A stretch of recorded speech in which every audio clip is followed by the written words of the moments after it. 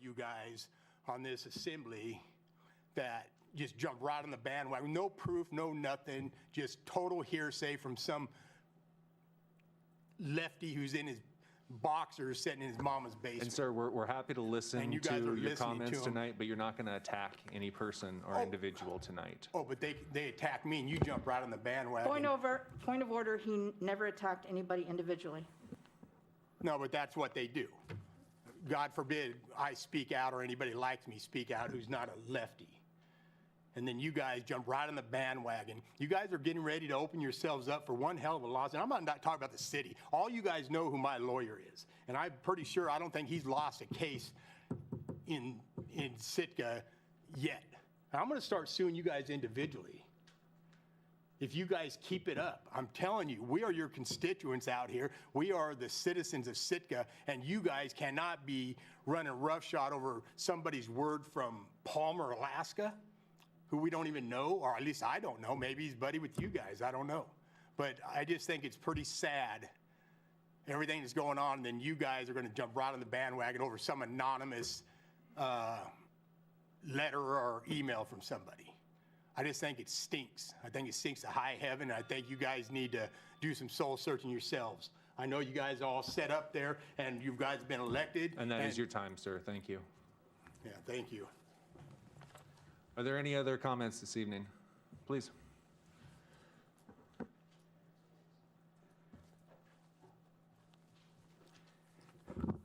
Good afternoon. My name is Richard Wien. And first things first, last Thursday, as a representative of the Sitka Community Health Council, we had a very good meeting. And I'd like to thank Elliot Brule for that presentation.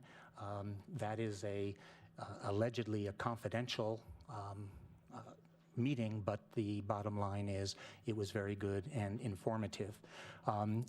Sitka Sentinel headline tonight, and that is the herring catch set at 33,000 tons, may be less. That's the heading. That is the headline. The pattern of herring spawn in Sitka has definitely changed. And one of the things is, no matter what is said, I don't know what studies that Fish and Game has established to study this apparent visual change in the spawning pattern. In the past, 2 years ago, I called for a 5-year moratorium on the herring fishery in an effort to study what changes there were and what was going on. Actually, the last 2 years, there have been no fisheries, and I think that this needs to be considered. And lately I hear about following the science. I'd like to, one, study it. I'd like to sustain it, meaning the herring fishery, and then let's fish it, because I think it'll be, it's currently detrimental to fish it, but I'd like to see it blossom in the future. One thing to note is that Carnival Cruises is set to have a $2.2 billion quarterly loss. They're selling 19 ships, or 13% of their fleet. Before offering cruises, no matter what they come out and tell us, they need a certificate from the CDC 60 days before taking passengers. Of note, 58 billion masks were produced this year, with an estimated 1.5 billion that will end up in the ocean. I wonder how we are handling PPE here in Sitka because of all the big increases. Also, the District of Columbia passed a bill that will allow children to be vaccinated without parental consent or knowledge. Is it a good thing or a bad thing? I think this is an ethics class discussion, and I think we have to tread lightly. On a lighter note, the BBC recommends wearing face masks while having sex. Homer's Odyssey gets canceled on reading lists. What's Odysseus to do? How will he ever get home? And this year's NPR top song is WAP. Look it up on YouTube, okay? Thank you for your comments this evening. What are we coming to? Thank you. Anyone else for persons to be heard for any item not on tonight's agenda? Please. I'll wait.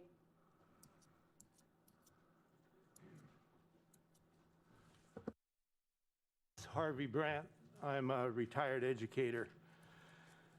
And I thank all of you for your service. I disagree with some of you and agree with some of you. We're all neighbors and friends. I appreciate what you do. I've taught thousands of students to observe Law Day. I started it with Marilyn Hanson, SCANUS, police department, state troopers, private attorneys, the DA, and lots of teachers and kids. No kids ever skipped school that day. We put them in jail, police cars, whatever. We taught them the Constitution. We taught them how to properly do a protest. No guns, don't need violence, don't need nasty language. You can just do a protest.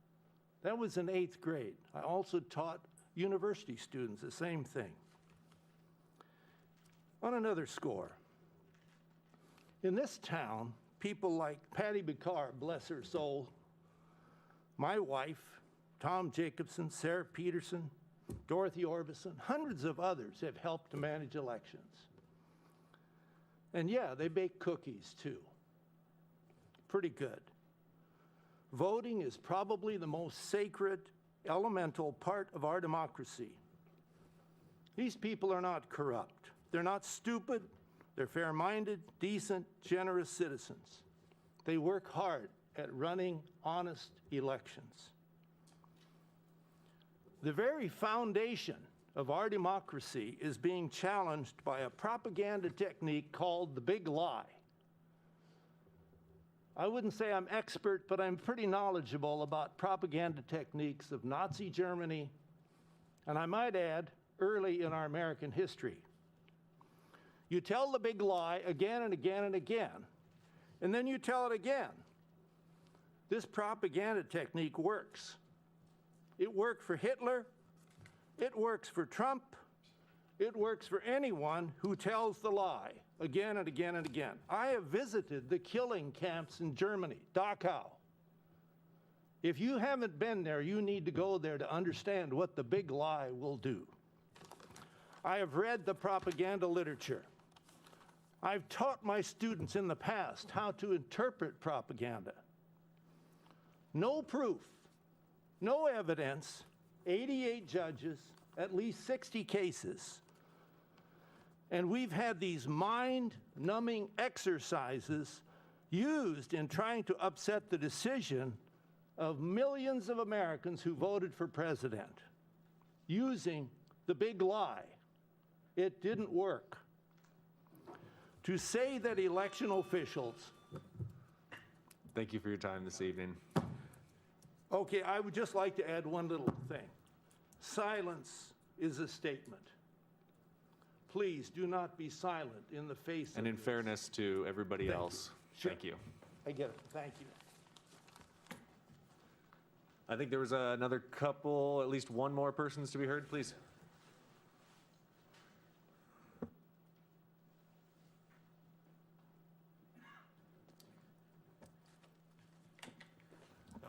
Howdy, my name is Kiyoki Tafauili'i.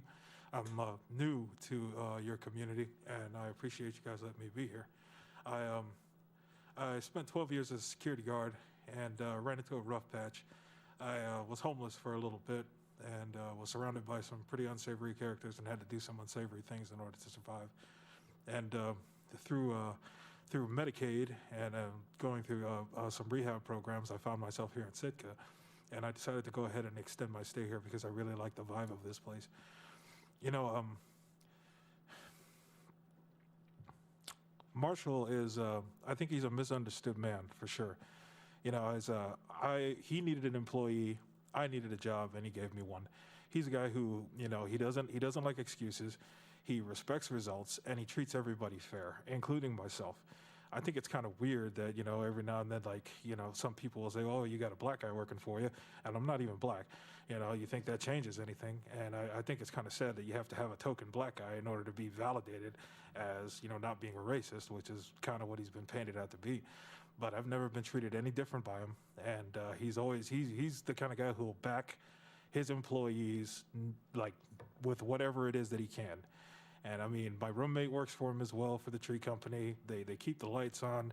And he donates a lot of stuff that a lot of people don't know about. And I'm not in social media, so I don't see exactly or like hear too much about the negative stuff that people say about him. I just try to validate the man by what it is that I see. And I'm just here to say that I've been treated very fair, and I'm happy to call the man my friend, for sure. And he definitely does a lot for folks. And I hope that you guys, or the people that see him negative, might change their mind a little bit and just kind of take a look at who he is.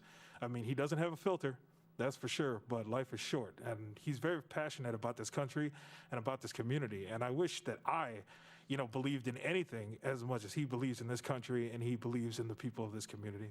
Anyway, yeah, I've never been to anything like this before, so it's my first time. Thank you so much for having me. Please have a good day. Thank you.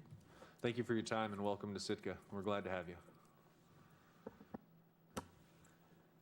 All right, anyone else for persons to be heard, not on the agenda? Yes, please, Valerie. First of all, I would like to respond that I was a student of one of the people that spoke, and I always believe in the right to freedom of speech. I think that this nation has become divided because of the election, and we can blame it on the previous president, the president before him. It's been going on for a long time, and we all preach unity and we're going to get along. Well, there's 50% of the people that are happy about the presidential election, probably 50% that aren't, you know, give or take 1 or 2%. But we all need to learn that tolerance and patience is a good thing. We can't go behind the scenes and violate Open Meetings Act to get our way, to do this, that, or the other. And I see a lot of that happening locally, yet nobody has the guts to talk about it. And with that said, I have one more thing before my minutes expire. I've been questioned as to how or why are some departments of the city important, because they're like frontline people and they get their COVID shot, but others are not. And one of my examples is like the harbor department. I've heard that the water department got all their shots, or the wastewater department, because they're like on the front line, they're dealing with the crap. But the harbor department has been dealing with it for a lot longer, because they have to clean those restrooms like probably at first it was like every 10 hours or 8 hours. And so I don't think one class of city employees should be more important than the other. And I will give up my spot for a vaccination, because I probably don't want one, to somebody that works in the harbor department. Thank you. Thank you for your comments this evening. Last call for persons to be heard. Tor, please.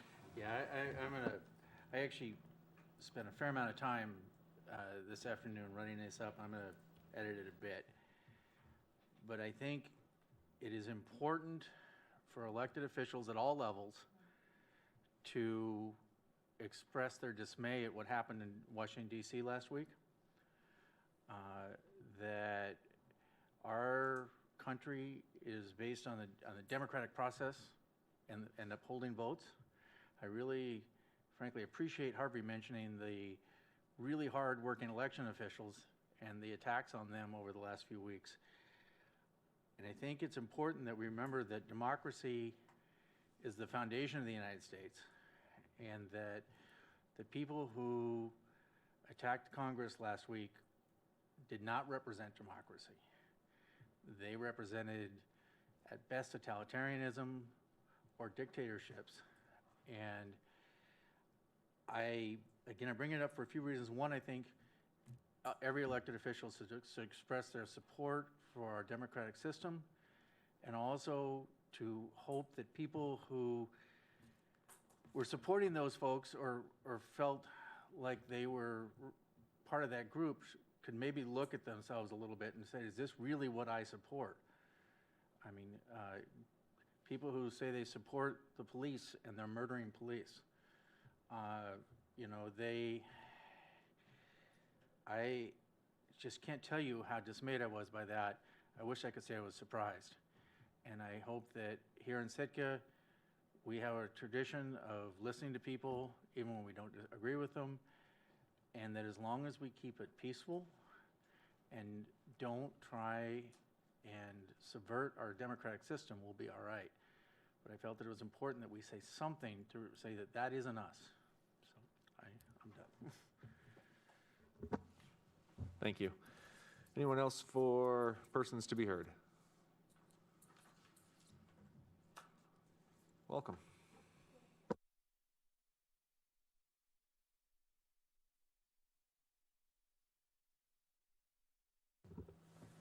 Hello, I'm Mia.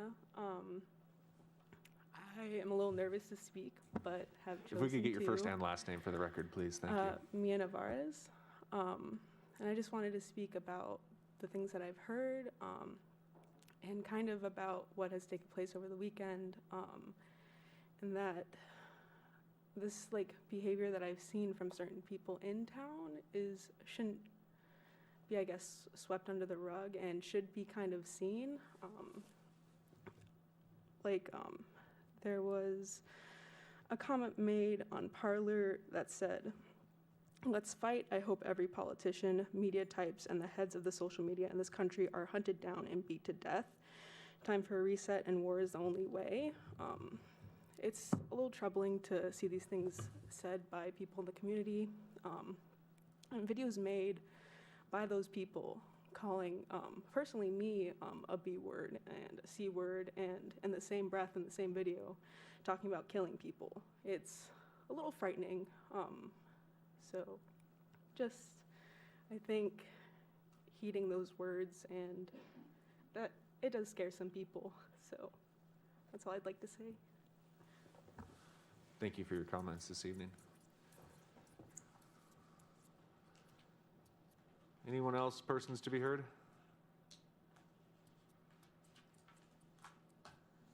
All right, seeing none, we will move on to consent agenda then. As a reminder, item A has been pulled from the consent I agenda. move to approve the consent agenda consisting of item B, approving a liquor license renewal application for House of Liquors, Inc., DBA Salty Sal's Liquor Cabinet, 321B Lincoln Street. And item C, adopting an alternative allocation method for the fiscal year 21 Shared Fisheries Business Tax Program and certifying that this allocation method fairly represents the distribution of significant effects of fisheries business activity in FMA 18 Central Southeast area. Second. It's been moved and seconded to approve items B and C. Is there any public comment on these? Please.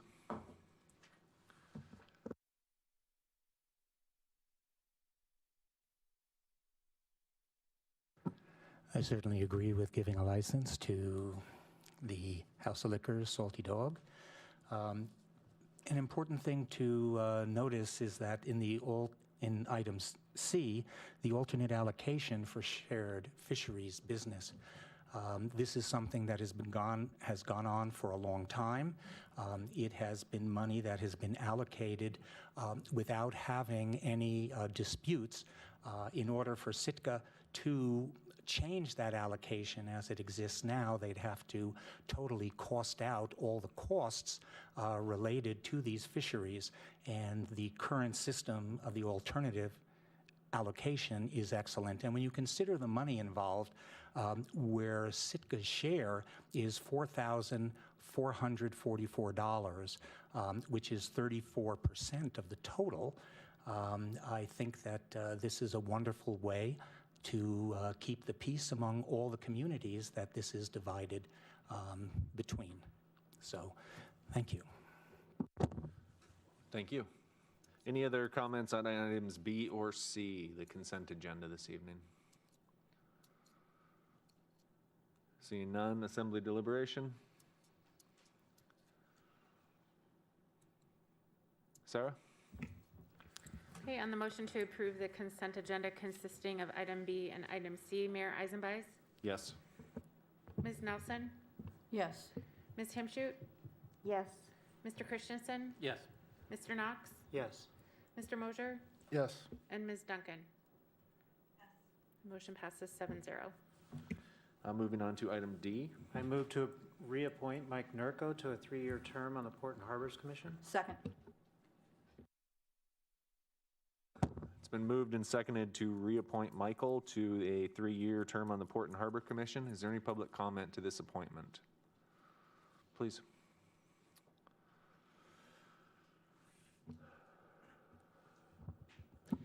Mike Nurko is a great guy. One of the important things to know about him, he's been on the Ports and Harbor for over 5 years. I've had the opportunity to watch him in action. He had been chairman of Ports and Harbors, and he's a thoughtful, knowledgeable individual. And the most striking thing is that he's re-upping, which I think is a great statement for a very important part of our community, Ports and Harbors. So thank you, Mr. Nurko. Thank you. Any other public comment to the appointment? Assembly deliberation? Yes, please, Rebecca. The application isn't complete, but that's a technicality, right? We don't have to have, it says at the bottom, to be considered, your application must be complete and be accompanied by one of the above supporting documents, and we don't have a document. On the other hand, this person has served for a long time, and I have no reason not to, reappoint. I want to make sure that that's strictly a technicality. I believe it to be, but I would defer to our clerk on that one, as I've never had the issue come before me. It is, we ask individuals to submit those documents, and we don't always receive them. So historically, we have put them forward for assembly approval. Okay, thanks. Thank you for that, Sarah. Kevin? Go ahead, John.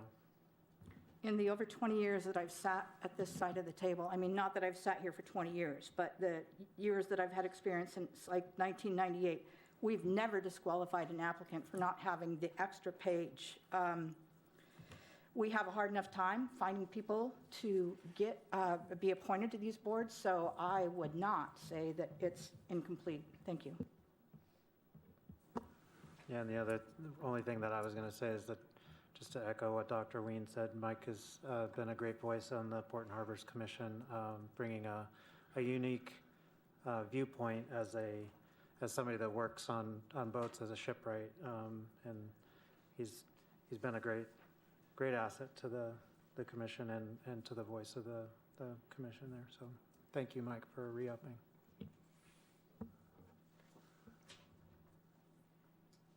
All right, Sarah? Okay, on the motion to reappoint Mr. Nurko to the Port and Harbors Commission, Mr. Knox, Yes. Ms. Duncan? Yes. Mayor Eisenbeis? Yes. Mr. Christensen? Yes. Ms. Himshoot? Yes. Ms. Nelson? Yes. And Mr. Mosier? Yes. The motion passes 7-0 on item D. Okay, and then, so that brings us to item E. Tonight, we are going to appoint members to our Climate Action Task Force. However, before we appoint members, the Assembly needs to decide how many members that this committee is going to have. The number in the resolution said between 7 and then no more than 12. Sarah, I know we talked about this extensively, but do we have to have a motion on the floor before we can take action on the number of people? We just need a motion to indicate the number of people that the Assembly would want? Yes, I believe that's fine. Okay, And then I just wanted to let folks know that Mr. Hanson, Joel Hanson, did withdraw his application. Correct, thank you. So if someone would like to make a motion on how many people we should appoint to this committee. Mr. Mayor, before we make a motion on that, can I just ask, as part of the process, could we have, is it possible to go through the list of names and find from those who are interested in being on the commission and those that the Assembly would like to see on the commission, I mean, I personally have a handful. I don't have 12, but I have a handful, and if other people have more or less than that, what we're asking for is for each person to get at least 4 votes, so that if, each person getting 4 votes, it would then be appointed. If that's only 7, then that's how many we would have. If it's 12, that's how many we'd have. That's a good You point. see what I'm I getting do, at yes, there? and that's not a method that we had considered before this, but I understand the I don't want to just the points of arbitrarily it. pick a number to say I only want 7, or I definitely want 12. When So if so we your say method 12 would and then we be, only come up with 10 people that have 4 votes, 4 then votes. we're kind of stuck with 2 open seats. I don't know. and then if we get, what if every name then gets 4 votes or more? That's not possible, though. If we can only pick up to 12 from the 14 total. Yeah, I got it. I understand where you're trying to go with that. Tor? No, Valerie was. Valerie? I would suggest that we make a motion to appoint all of them that have applied, and then we decide, by votes. We can each pick 5 and see who the top vote getters are. And if that doesn't work, then go from there. Or maybe we could vote for 7. Each of us could vote for 7, because I think that's an ideal number. In my opinion, it's like you want it to be uneven, so it's not a tie, and you don't have to rely on the Speaker of the House or the Vice President to break the tie. But that's my thoughts. Thank you. I don't have really strong feelings about this, but I think I agree with Valerie that we should pick a number ahead of time, an ideal number. I know that as I went through this, I was like, I kept hoping to find something I didn't like as I went through the people. It's like, okay, and I never did. But I think 12 is a really big commission. It gets unwieldy. But on the other hand, I understand you want as much participation as you can. As I thought about it, I thought 9 was, in my own mind, a good compromise because it's enough people. But I just think that it would make sense to pick the size, and then we each get that many votes. So if it's 7, we each get 7 votes. If we, I'm not sure, but that I would prefer, although I'm not wedded to it, that we pick the size first. Rebecca, please. The resolution itself names 9 different categories, and there aren't direct matches with those 9 categories, but if we named 9 categories, that seems like at least 9 members, although they don't actually match up. I'm not as concerned about having an odd number because it's a task force, so I'm not sure that we have to really adhere to an odd number for that. Like, the task force would have to come to terms with that. Mr. Mayor, I guess I've kind of liked all the ideas thrown around here. I'm not married to any numbers, so to speak. I do like, Tor said 9. That seems like a decent number. It's not too few, it's not too many. And also is kind of an odd number, although you don't need it, it wouldn't hurt. So if someone wanted to make a motion for 9, we could always amend it, perhaps. I will make a motion that we cap this committee as 9 members. Second. So it's been moved and seconded to appoint 7 members to our climate action task. 9. 9 members to our climate action task force. Is there any public comment on that? Please.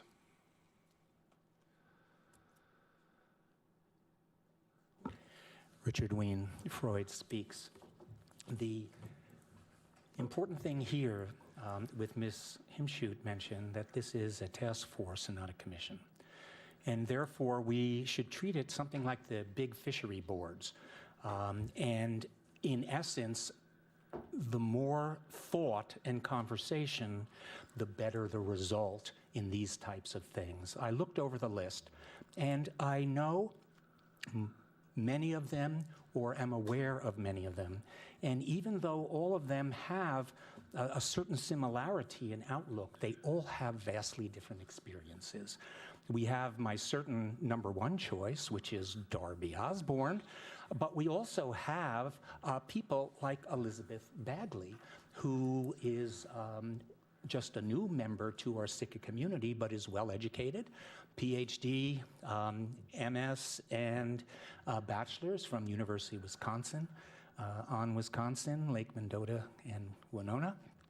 The important thing is, if you go through this entire list, the way I would approach it is to actually change it from not 9, not 12, but everyone who applied should be on it because they have the interest and they have come forward, and I think each of them individually would contribute something important and different.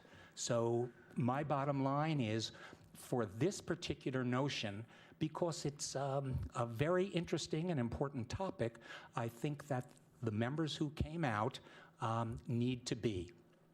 Norm Campbell's an artist and just a gem of a guy. We have Linda Benkin. We have just Caitlin Way. We have the whole spectrum here. And I don't think we should, in this particular case, I don't think it should be Sophie's choice. I think we need to allow all of them to participate. So I dare you to think big. Thank you. Thank you for your comments. Any other public comment on appointing 9 members? I have a procedural question, or not procedural. Yes, and we're but- coming back to the assembly, so. Sorry, so would this body have to have quorum? Okay, even though they're a task force and not a commission, they have to have quorum? Because that makes a difference to me in how big we make it. Because if we make it 12 and they got to have quorum, that means they need 8 people, right? 7? They need, 7, Yeah. still. yeah. In today's meeting world, that can Correct. be tricky.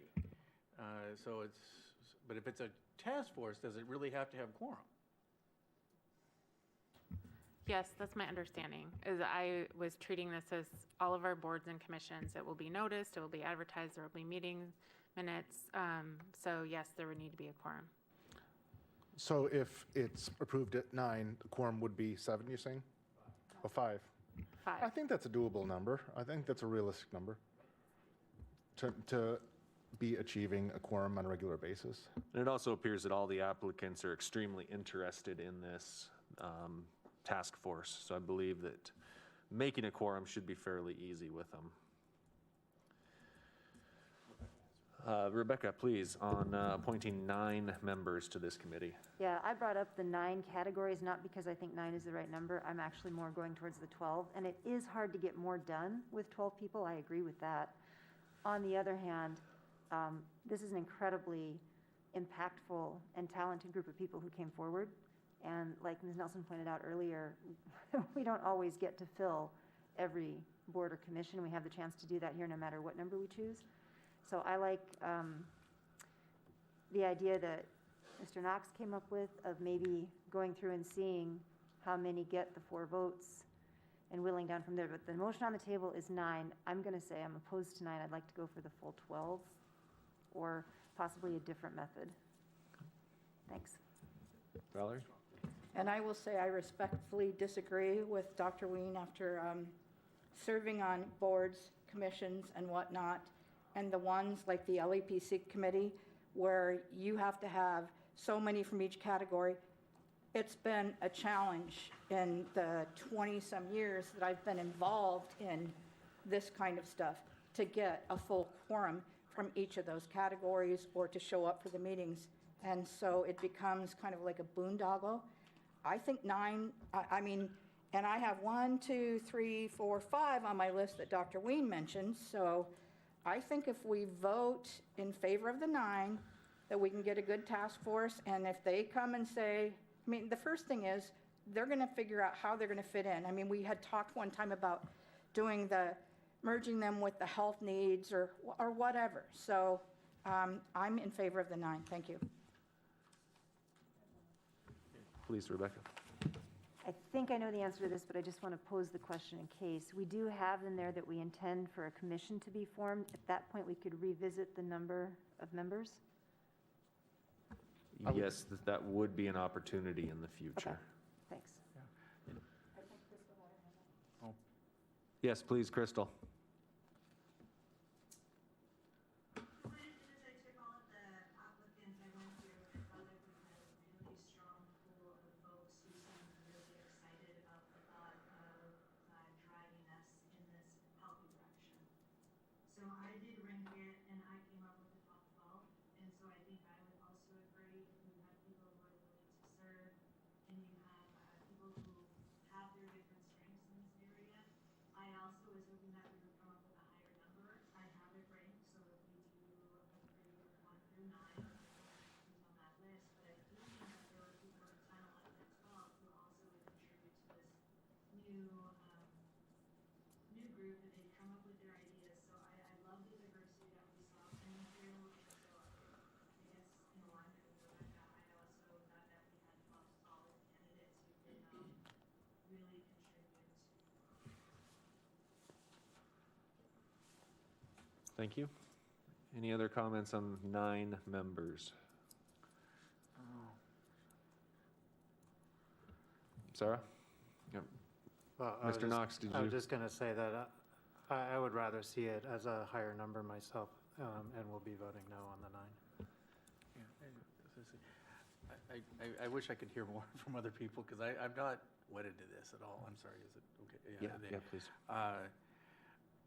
My only reason why I suggested 9 was, first of all, I really want this to succeed, and sometimes the bigger you get, the harder it is to get things done. And my thoughts were, first of all, if the group itself decides they want to be bigger, I would, once they kind of get going, I would listen. I mean, I would be like, sure, if you really. But the other thing is that there's nothing to prevent the people that don't get on it, which unfortunately is going to be at least a couple people, from participating, to going as it's a public meeting, and I'm sure it's going to be an open discussion. So whatever happens here tonight, I hope that everybody goes to these meetings, all 14 of you, or 15 really, because I'm sure Josh will come too. So like I said, if anybody has really strong feelings why there's 12, I want to hear it, because I'm on the fence. I guess if we can commit to, and the task force would also commit to that as well, if there's a strong feeling from that group and from those that weren't listed, and they make a convincing argument to move it up, and we commit to revisiting that, I would be fine with staying with the 9. I personally have, going through it, like other people have said, it's an incredible list of people and a diverse list of people that every single one of them would bring a unique perspective. Yeah, they would have the opportunity to come in and participate, as from the public point of view, but we know that that driver being on the task force, the accountability of being on the task force gets them a little extra motivation to be there. But I mean,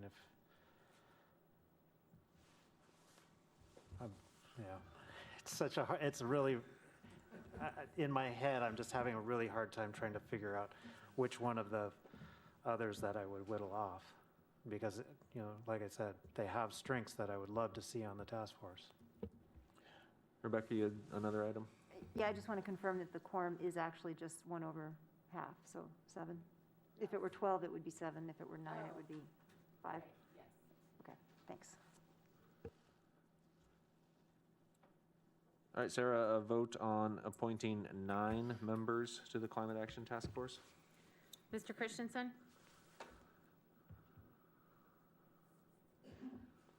Yes. Mayor Eisenbeis? Yes. Ms. Himshoot? No. Mr. Mosier? Yes. Ms. Duncan? No. Ms. Nelson? Yes. And Mr. Knox? Yes.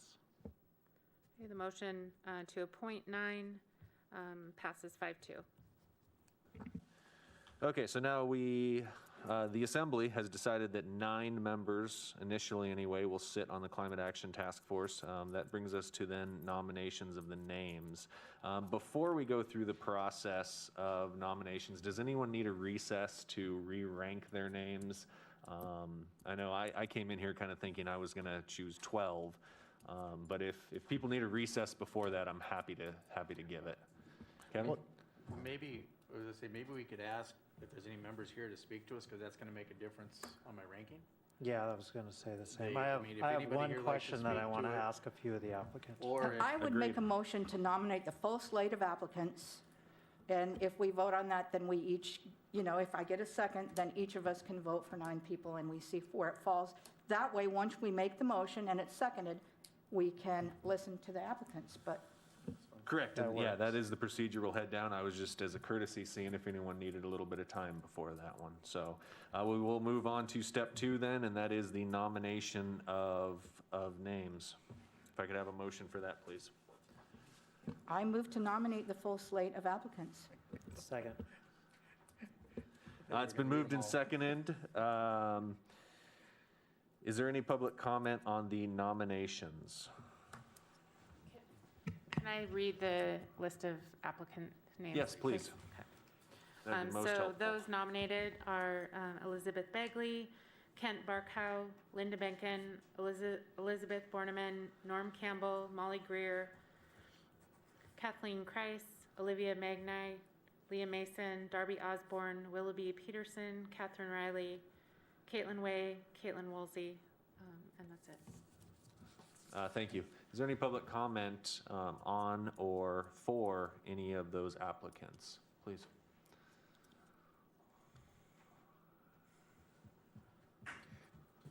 Richard Ween. I wasn't counting when Clerk Peterson read off the names, but there's only one person who stepped off, meaning that there were 14 names that were placed. So as a point of order, if it's not to be greater than 12, is this a legal motion because you're nominating 14? That is one question. So I appreciate an answer as a point of order, which I can ask as a member of the public. Thank you for your comments this evening. Any other comments on the nomination of 14 names? I think Valerie has. I would like to add, as a point of clarification, when it's been just one person or 2 people that are allowed or whatever to be, we've sometimes approved the whole slate and then we vote to see who the highest vote getter is. Correct. The procedure that we're heading down right now does have precedent. Is there anyone from the public who'd like to comment on the motion to nominate all of the applicants at this point? Correct, yeah. If any of the applicants would like to speak to their application, if anyone would like to speak to someone else's application, this is your time to have the floor. Welcome.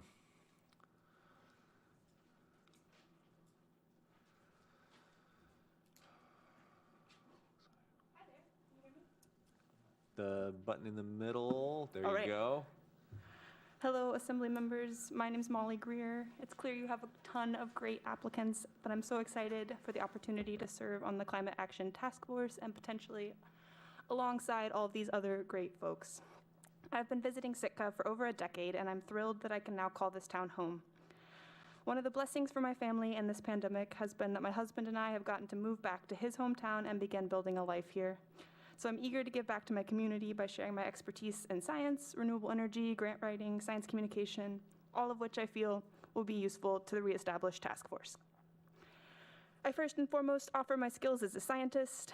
I completed my PhD in civil and environmental engineering at the University of Washington, studying the environmental impacts of installing tidal energy. Along the way, I learned a great deal about how to interpret scientific data, how to analyze and use data to make decisions, and how to communicate those results to the public. At my current job at the Department of Energy's Pacific Northwest National Lab, I work alongside scientists in many disciplines, so I also bring access to a wealth of fantastic subject matter experts. I am an interdisciplinary scientist bridging ecology and engineering, so I've learned to collaborate and learn from the incredible colleagues I get to work alongside. Much of my research has centered on community-driven design approaches to creating new renewable energy technology, specifically focusing on coastal communities and the blue economy. A current project along this line revolves around understanding the energy needs of processing kelp for biofuels to understand how this emerging industry might change the energy needs in a small town. Further, I hope I can contribute my skills in policy, grant writing, as well as navigating federal funding for climate actions. In 2019, I worked for the National Science Foundation in the Division of Ocean Sciences as the Ocean Policy Specialist. And in that job, I gained a deep understanding of the federal funding available for climate science and climate solutions, as well as what makes a proposal outstanding. I collaborated with many other ocean science agencies to create meaningful federal policy, as well as working alongside international partners. My vision for the Climate Action Task Force involves ensuring our community is resilient to a changing climate and is taking action to create a livable future for all. I envision building on the 2010 Climate Action Plan by examining the city's infrastructure and future needs. In conclusion, I would love to serve as an engineer, an energy auditor, a science translator, a grant writer, a renewable energy expert, and whatever else the task force needs. And I appreciate your consideration. Thank you for your comments. Anyone else to speak to their application or someone else's application this evening?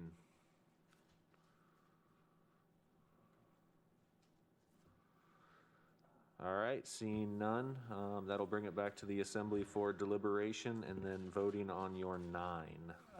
So Sarah did mention that if we had any questions for any of the applicants individually, that if they're not here, she can call them. So if we do have any. Yes, and we are permitted to ask questions of applicants if need be. Is there someone you need to contact? Well, there's not somebody individually that I wanted to contact, but I did want to ask of any of the applicants that were here if they could speak to how they see climate change and climate resiliency with the lens around social justice. And I don't know if Molly wants to come up and speak to that at all, or anybody else, but I would like to hear a little bit there. So Assemblymember Knox has a question of the applicants, if they would want to come forward, please, regarding social justice and climate change. And if you need him to rephrase his question by the time you make it up to the microphone, please ask. My name is Elizabeth Borneman, and I have applied to be on the task force. Reading that list of names was incredible. These are people that I'm coworkers with, people that I have had the opportunity to watch in their own professional careers. Speaking to that particular point, adding social justice into climate resiliency, especially in Sitka, the UN report on Indigenous people has, stated multiple times, Indigenous people, elders, pregnant women, children are among the most vulnerable populations to the effects of climate change. In Sitka, we have an enormously important Native population that are going to be affected by climate change, just as other members of the community are as well. It affects all of us. But keeping in mind kind of those ways in which certain populations are vulnerable, how kids are growing up, there's mental health struggles, there is anxiety and depression, a lot of things that affect certain populations. I currently work with the Sitka tribe, and I'm working on their climate adaptation plan, and that is something that we're putting in there, kind of the human health aspect, and taking into consideration how socioeconomic class, how health access, education, all kind of impacts your vulnerability in these ways. Thank you for your comments. Any other applicant to speak to Mr. Knox's question? Welcome. Thanks. Hi, everyone. Hi, Assembly members. I'm Elizabeth Bagley, and what a pleasure. Thanks so much for having this task force. Thanks for the call out to the Badgers on Wisconsin from Dr. Ween. I wanted to just speak to the point of one way to look at it is the co-benefits of climate solutions. So in my day job, I have the privilege of working for an organization called Project Drawdown, where we focus specifically on climate solutions. And one of the things that we think about a lot is that climate solutions are not just about, getting rid of heat trapping gases. They're almost always also about something else, and that something else usually makes life better. So we talk about co-benefits. So the importance of, as Elizabeth just mentioned, how many climate solutions also are great for human health, or they're great for maternal health in particular, or they're great for biodiversity. When we think about the fishery in Alaska, how can we make sure that the resilience that we need is not only good for the environment, but also good for the fishery and for the people who rely on that fishery. So one of the things that I'd love to bring to the task force is really that focus on co-benefits and not just being focused solely on heat trapping gases, but how can we really bring everybody together and create a world where both people and the planet are thriving together. So with that, I'm excited about the focus on social justice as well. And just the importance of understanding that the people who are often the most vulnerable in our communities are the most impacted by the changing climate, and ensuring that the solutions that we put into place take everyone into consideration and make sure that everyone is prepared to succeed and live the kind of life that they want to live. Thank you. Great, thank you. Anyone else to speak to Mr. Knox's question this evening?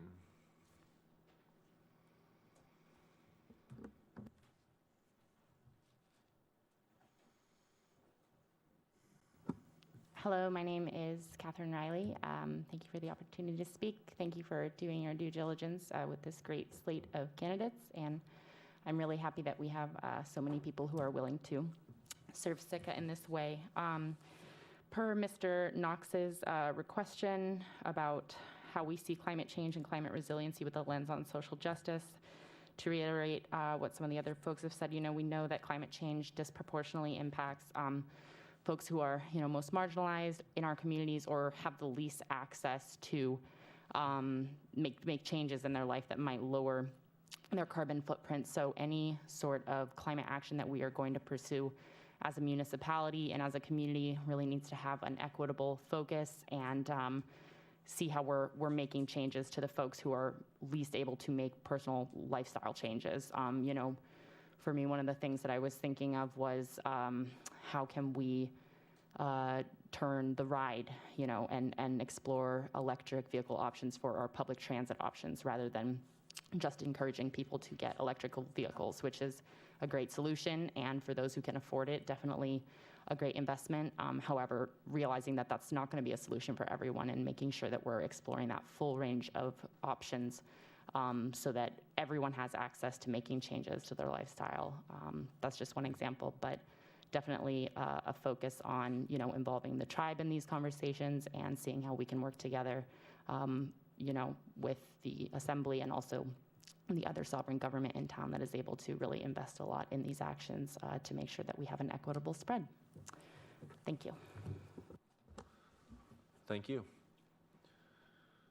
Any other applicant to, all right, welcome.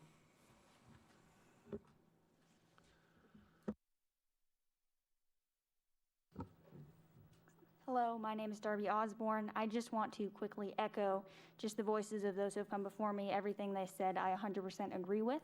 One of the things that has drawn me towards looking at climate change is precisely how intersectional of an issue it is. Looking at the impacts of it, it is plain as day that it impacts all of us differently. And a lot of the work that I have done through both Youth for Sustainable Futures and Alaskan Youth for Environmental Change, it looks at it through that intersectional lens and through that lens of social justice. So I think that me, along with every other wonderful applicant who is applying for this task force, is very aware and very cognizant of the fact that everything we do with climate change needs to look at all these other issues that it kind of draws itself towards. Thank you for your time. Thank you.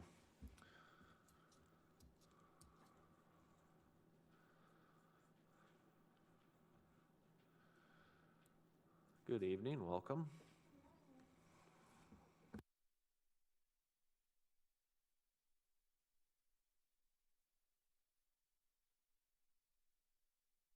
There's a button, there we go.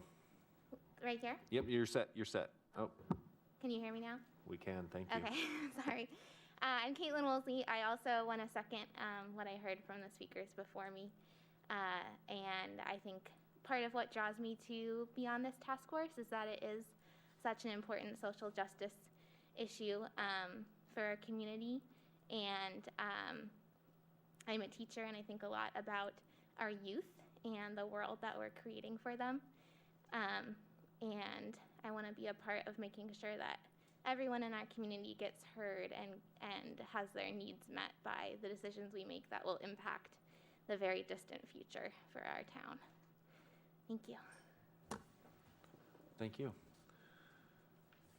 Any other applicant to speak to Mr. Knox's question this evening?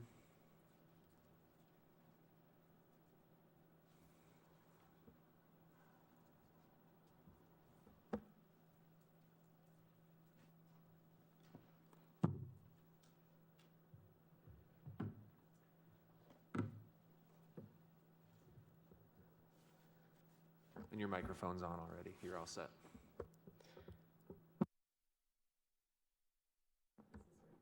You just turned it off. Okay. There you go. A little bit nervous, of course. My name is Olivia Magni. I serve as a biologist at Sitka National Historical Park. Thank you for having me and listening to me speak.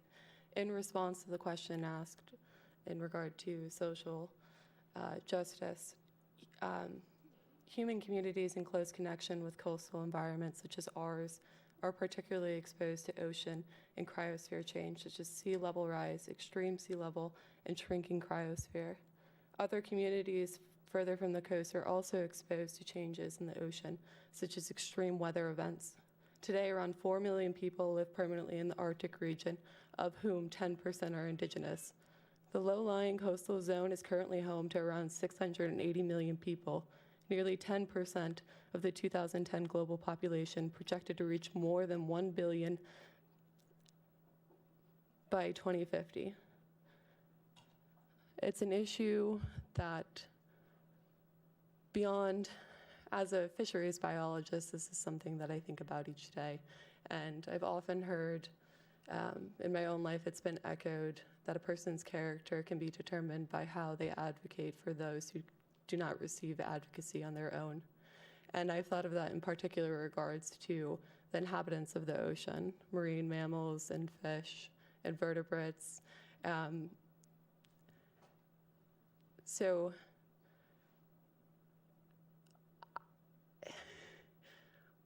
whoa, gonna just take a second not to be so nervous. It's an issue that's pressing us all. And so I would like to offer my expertise working for NOAA, for the Forest Service, for National Ecological Observatory Network, which is monitoring climate change over a 30-year period. Specifically, I helped with the site launch in Alaska. So I've been preoccupied with fisheries and had an emphasis there. I think it's important to maintain the cultural, ecological, and economic value that it provides to our coastal communities while delivering safe and sustainable methods. Thank you for your time. And thank you for your comments. Any other applicant to answer Mr. Knox's question this evening? All right, we'll bring it back to the assembly for further deliberation. Mr. Knox, if that wrapped up, all right. Can we take you up on your offer, a little bit of time to look at it again? Yeah, we are past the hour anyway, so we will take a 5-minute recess to water if you need, or reassess your applicants. Thank you.